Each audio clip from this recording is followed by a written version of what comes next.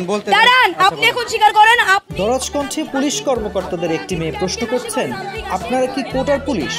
কোটা আন্দোলনের সময় এমন একটি ভিডিও ভাইরাল হয়। এরপরই কুইন, বাঘিনী, আয়রন লেডি সহ নানা বিশেষণে বিশেষিত হয়েছিল মেয়েটি ফারজানা সিথি। যদিও নেতিবাচক নানা কারণে পরবর্তী সময়ে ভাইরাল হন তিনি। এবার জীবনসঙ্গী হিসেবে রাজনীতিবিদ বিয়ের ইচ্ছে প্রকাশ করেছেন কোটা সংস্কার আন্দোলনের অগ্নিকন্যা হিসেবে পরিচিত এই ফারজানা সিথি। সম্প্রতি একটি বেসরকারি টেলিভিশনের টকশোতে উপস্থাপকের প্রশ্নের জবাবে পাত্র হিসেবে রাজনীতিবিদ পছন্দ বলে জানান তিনি। ফারজানা সিথি বলেন, আমি ব্যক্তিগতভাবে খুবই একজন অরাজনৈতিক ব্যক্তি, আমার কোনো রাজনীতির সঙ্গে সম্পৃক্ততা নাই।